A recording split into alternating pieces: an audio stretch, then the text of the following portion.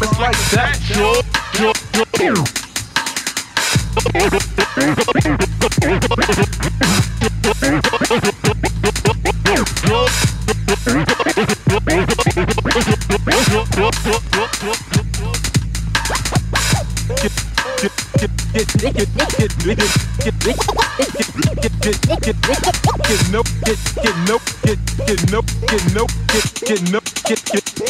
I don't stop.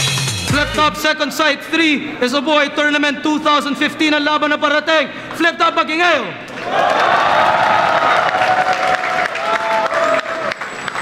Salamat sa suporta ng tunay niyo lahat. Sumuporta ngayong live, sumuporta ng tunay online. Paki sa pirata, paki sa mga late, pero medyo okay na tayo ngayon. Ito, grabe yung laban na parating para sa boy tournament.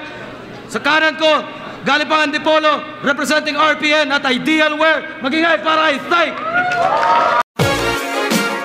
Kamusta rap game? Anong nangyari sa'yo? Bakit nagkakagulo? Sa daming taong ito yung iba'y hindi totoo. Shoutouts nga pala sa lahat ng RPN, tropang ARBL. Supportahan nyo nga pala, Ideal Wear. Tapos yun lang. Let's go! Sa kaliwa naman, galing pang Cavite, representing Uprising at ang first runner-up ng unang Isabuhay Tournament. Magingay para kay Palakin! Kayo'y naluklok sa inyong pwesto dahil ng taong bayan ay na-impress nyo. Pero matapos si pangako ang best nyo, presto, nagbago ang letrahan ng kwento.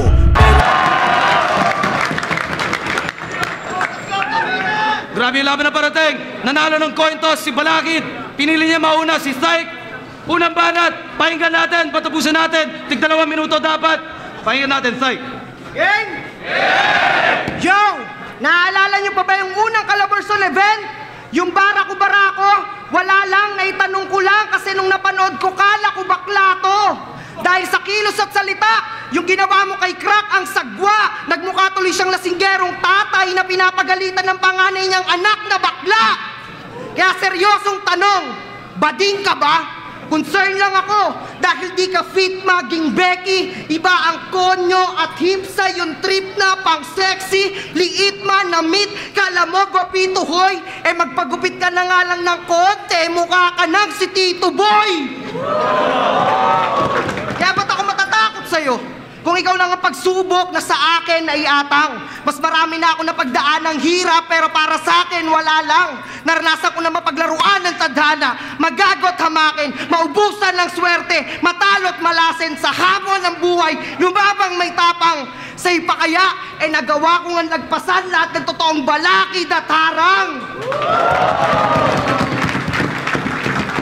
Kaya huwag kayo magpapauto dito sa inyong paborito. Dahil sa panglabas niyang anyo, tayo lang ang totoong tao rito. On stage, makabayan, galit sa salot to sobra, kaya kay Looney umaantay. Pero sa totoong buhay, kasama ang tropa, Minorbi, Nobrocha, dumudubit, pumafly high. Kaya irespeto ka malabo. At bilang taong bayan, ako naman ang may hinaing na wala kang pinagkaiba sa mga politikong binabatikos mo. Dahil on-cam ka lang magaling. At di ba may grupo kang tabak na pag binaliktad ay batak tapos sa uprising ka sumali. Bukod sa batch 1, 2 grupo mong kinabilangan may kinalaman sa pagkahay. Dahil ba sa mga adik ang kahinaan mo parate? Alam kong galit ka sa user pare. Kaya nga pusher lagi sa mga batas na pinapasulong. Dahil sa battle mo kay Looney at Aklas, nagmukha kang drugs na all 3 rounds nilang pinapagulong. Kaya durog-durog sa durugistang sanay. Bawat baray nagbabaga, arsonistang panay. Kwaderno ang nagliliyab pag utak ay suminde. Kalaban ko'y mapupulbusto ng matinde. Pagugulungin si Balakid pagkat nakulong sa karunung at kaalaman ay nalulong ngayon. Ang inyong lingkod ay hupak na hupak. Malakin yung di maubos, putak ng putak. At iyak ng iyak yung mga patsik sarap. Balakid man nanalo, hindi. Dahil ngayong gabi nyo masasaksihan kung paano tatalunin ng isa pang adik, sarap! Kaya bago makitel, at ito ay isa hukay, Enigma, tara na! diretso na tayo sa stage 2 ng Isa Buhay. Time! Time muna para! Check! Madlang people! Judges! Bago ko tuluyang magsimula, may challenge muna ako sa inyo. Mag-isip nga kayo ng isang malakas na bara mula sa past battles nito. Wala? Bukod sa titi niya yung venue. Wala? Okay, game. Simula na tayo. Kumusta, Jason? Friday the 13th ngayon. Tagmalas ang mga baboy ramo. Laking malas mo at ipamamalas ko ngayon ng bagong ako. Oo, masama tong damo. Matigas pa sa taong bato. Gusto na akong sindihan ni Enigma at pagulungin ni Zaito. Ano? Ako, matatakot sa'yo. Boses mo lang ang malakas. Bars mo, bano. Ako mga bara ko, maapoy. May sa dragon na to. Bawat tama ng Durako, Chino Roses. Pasong tamo.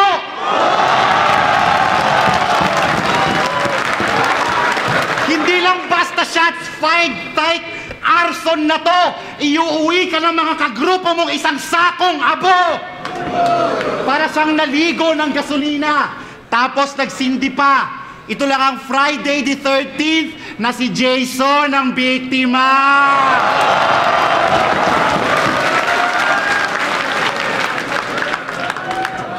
Ano? Palag! Mga bara ko hindi nasasalag. Tumutunaw ng baluti at tumudurog ng kalasag. Mga bara mo, kumusta? Asa lang sa husay mong dumahak. Ang tagal mo nang nagrarap, wala ka pang barang tumatak. Eh paano ba naman? Mga bara ni Tay ganto. Zhao! Ikaw ang halimbawa ng mababang uri. NFA Rice. Zhao! Napakarami ko pang chooks to go sa huli kong bira. Zhao! Tindero ka ba ng popcorn? Kasi ang corny mo. Yun ang bars!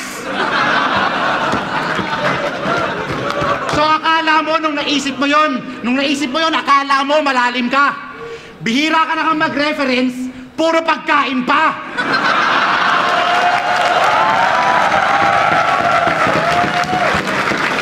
Buti pa, tuturuan na lang kita ng leksyon. So you can grow your form. Punchlines 101, para sa punchlines di ka na mag-error 404. Bibigyan kita ng sample. Aralin mo yung pagkakatahi. Rhyming ni Sak plus hashtag ni Tipsy para basic lang at madali. Sample. Mga bara ni Ty Cruz, gawang bata, Nike shoes. Walang silbi para pagsusuot kay Righteous ng bike shoes. Malakas lang ang dating, lalo na sa live views. Pero walang kwenta on paper, parang stylus. Ay, sus! Ako, may lines Bruce, napapanahon, live news. Bawat pantig ko may bilang, parang sa haikus. Bawat pantig ko may bilang, parang sa haikus. Makapigil hininga na parang tight news. Kasi destructive ang mensahe, I love you virus.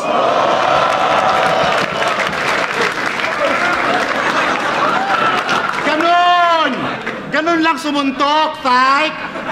At yun ang sandigan ko. Kung ba't ako nasa uppercut ng tatsulok ng ligang to. Walang paligoy-ligoy, dapat straight to the point. Dapat mas nakaka-hook pa ang tama mo sa joint. 1-2 punch na maapoy para ka battle stun. Tipong rich pa lang, tusta na. Yun ang job, well done!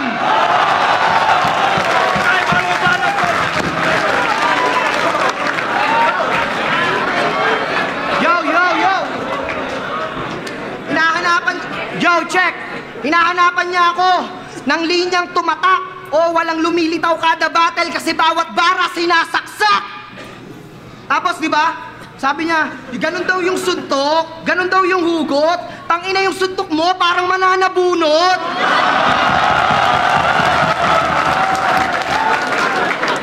Tapos, di ba, sabi niya, yung mataba, baboy damo, yun daw yung mamalasin. So, paano ba yan? Laglag ka ngayong gabi kasi baboy ka din! Yo!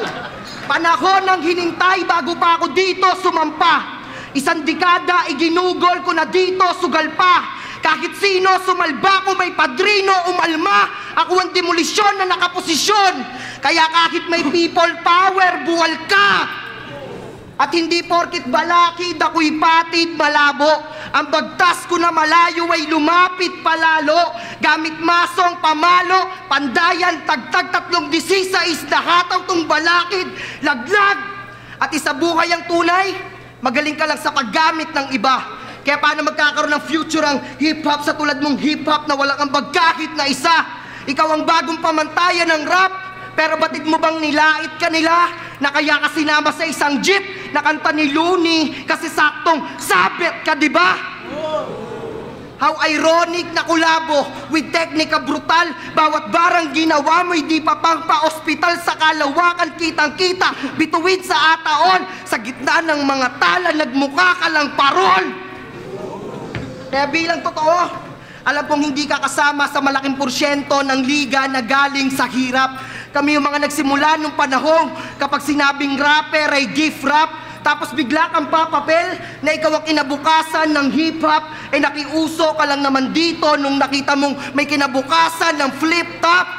Kaya putang ina, dapat ka lang makatigam sa akin ng agarang bigte. Bawat galit ibinuho sa mahabang timpe.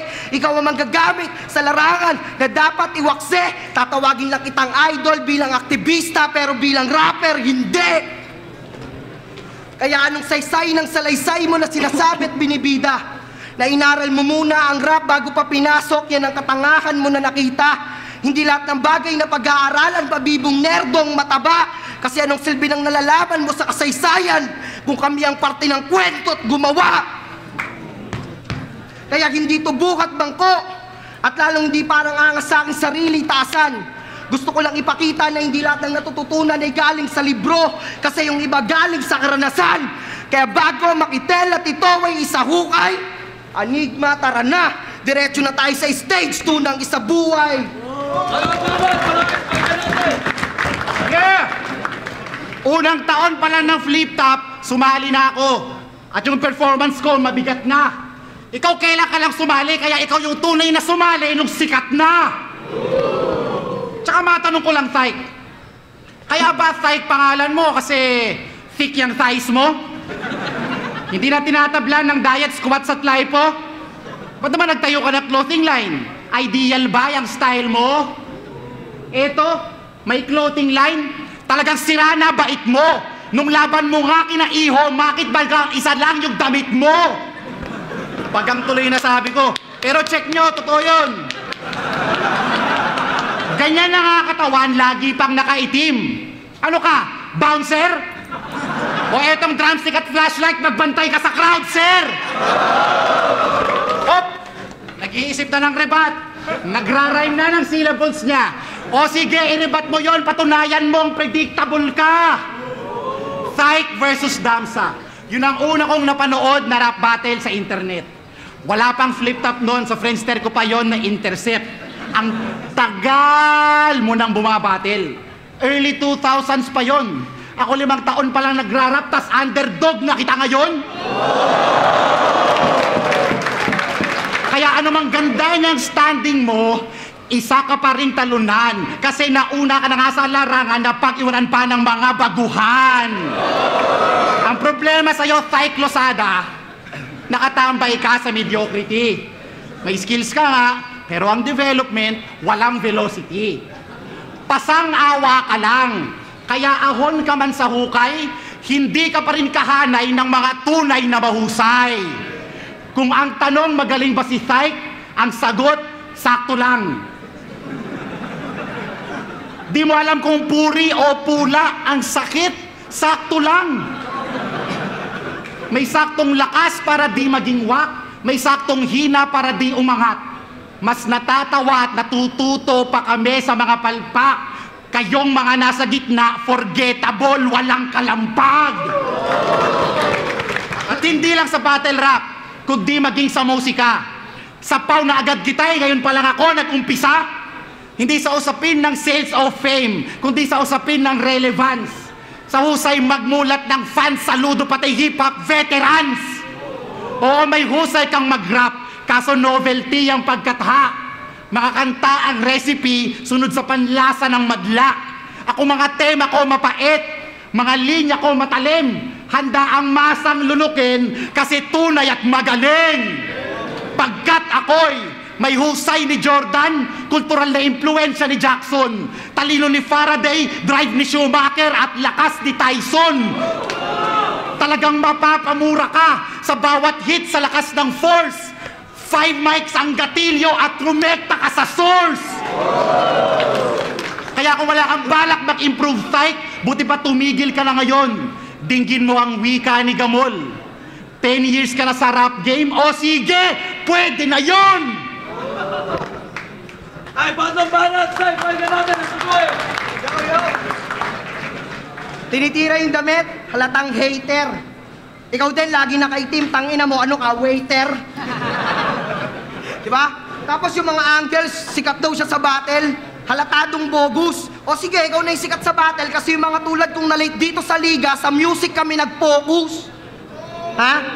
Napansin nyo ba noong 2014? Isang taon ako lumaban kung san-san pa naging dayo, pila-pila ang tinalo, dun pa lang kampyon ako. Pagbalik ng isa buhay tournament, pang bulaga ko, balakid yung hinarang pagsagasa bulagtato. Isang taon siyang walang laban, kesyo busy sa pagsusulat at sa kanta daw nakatuon.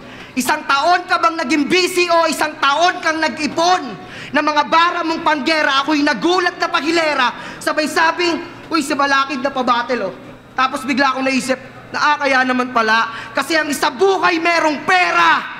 Kaya ito ba ang ina-idol nyo, na yung pagiging peke, malapustiso, mas peki ka pa kay Mel Christ na nagpapanggap na Kristo, iyong modo sa akin bisto, malala ka pa sa skitso, ikaw ang mukhang pera na sumasamba sa piso.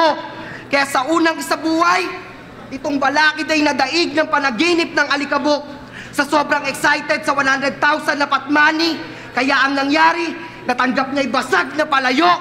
Kaya pugot ulo ang hatol, yun aking tarya. Tapos kukunin ko yung ulo ni Rizal sa piso, sabay ipapalit ko yung sayo.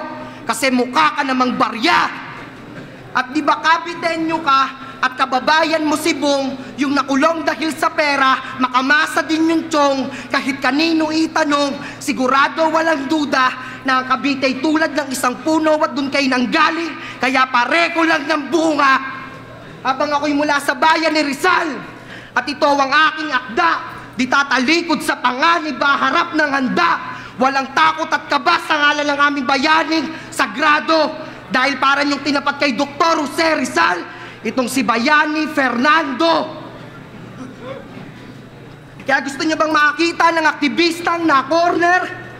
Yung tipong sinadista in no particular order? Nakatalit, nakagapos, puputulin ko yung kamay mo't aking tatabasan. Yung tipong na broken hearted nang mawala na pulso ang bayan. Saksak sa lalamunan, burikin parang hostess. Sabog nga lang ala ng masay mawala ng boses. Pulso ng bayan, boses ng masa, kailangan ko pa bang isahukay? Anigma, tara na! Diretso na tayo sa stage 2 ng isabuhay. Yeah! Sige! Ang hapon ko daw sa isabuhay pera. O sige, basag ka rin. Sige nga, pag nag-champion ka yung premyo, wag mong tanggapin.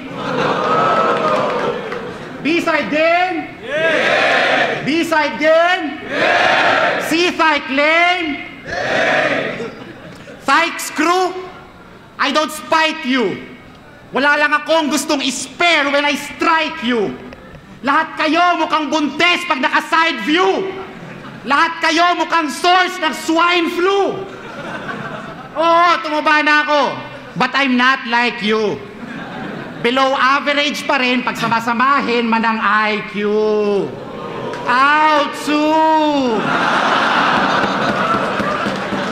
Mga J-logs na naka-fake lock, size ng damit times 2, mas cliche pa kayo sa pagpapapik sa mind's view.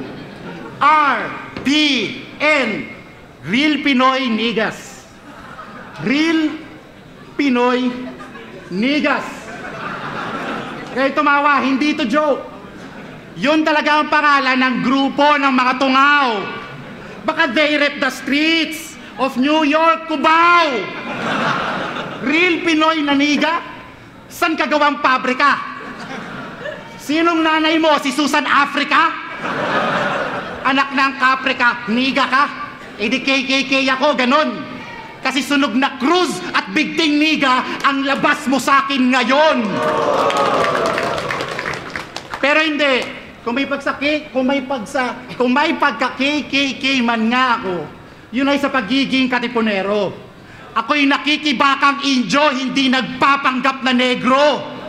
At kaya ako nakikibaka para sa mga tulad mong mangmang. Ilang ulit na kinurek, galit pa. Ang gusto, hayaan lang. Binabangga ko ang kawakan para magtama ng kamalian. Pinapahiya ko sa harapan para huwag ng pamarisan. Kaya ibahin niyo ko sa mga idol niyong mapanlait, pagkat ang dulot kong pasakit, bunga ng malasakit. Ako'y gurong sociable, na bawat turo'y notable. Aking mga disquotable, sa'yo disposable. Palpak sa anggulo, linya at punto, sablay ang geometry, bara-bara mong rap ay novelty, kaya rhyme book mo toiletry. Aking panglinya, lasong tinta, mataas ang potency, may katwiran ng katha, Edgar Allan poetry. May katwiran ng katha, Edgar Allan poetry. Mga madre na papahelye, mga atheist na papa-OMG. Kaya bagamat kid pa lang sa larangan, hinahanay na sa mga GOAT MC. Kaya wala na akong pake sino bang makatabi sa finish line. Kung ito'y tournament ng mga halimaw, ako si Ryzen in his prime. Buong puwersa nakareserba sa mga naghihintay. Akala nyo I'm killing time? Hindi, I'm just killing time.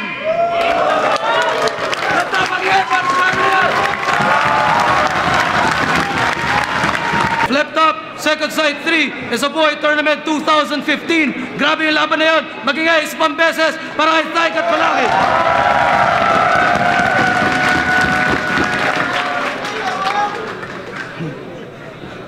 Ang boto, 7-0 para kay Balakid. Salamat kay Tyke para sa isang magandang enkwentro. Pagtapos nito, bakasyon muna ako sa disyerto. Pakisabihan na lang si Sakuragi, paghandaan niya na si Sendo. Dax talaga sa dito. Kusaring sa pagkakataon. Supportan yung hindi rin. Ayun, si Crazy Mix. Hindi na patatagalin to. Nakita niya naman, mahirap na ngabulin yung round 1 hanggang 3 ni Balakid. Kaya all 3 rounds Balakid.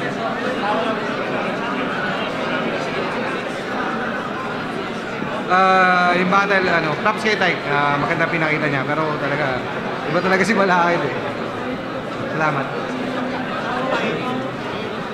All 3 rounds, Balakid, landslide for me. Yun na. Ayun, first round, bigay ko kay Balakid. Second round, bigay ko ng Ty. Third round, bigay ko kay Balakid. Lumamang sa rebuttal si Tyke, pero mas lumamang si Balakid sa mga content niya. Balakid.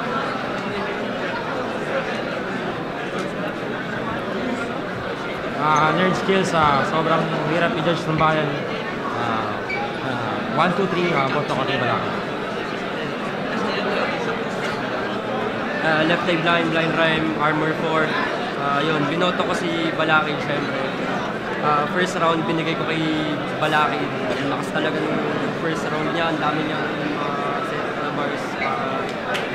Tumatago. Second round binigay, halos tab na sila, ang lakas rin ng rebat ni Tyke. Parang mananabunot, second round yun. Tapos third round binigay ko kay Balakid. Dahil talagang ang hirap ng habulin nun. Lupit talaga ng setup ng mga lyrics niya. So Balakid. Pero lupit ni Tyke. Yo, binoto ko rito si Balakid. Pero props kay Tyke. Sa tingin ko, isa rin ito sa mga pinakamalakas na performance ni Tyke. Pero iba pa rin si Balakid. Relax lahat ng mga kasala sa isa buhay. Siya nung magiging maduguso. Kaya nakakapanabik. Yo, smaglas. Brrr!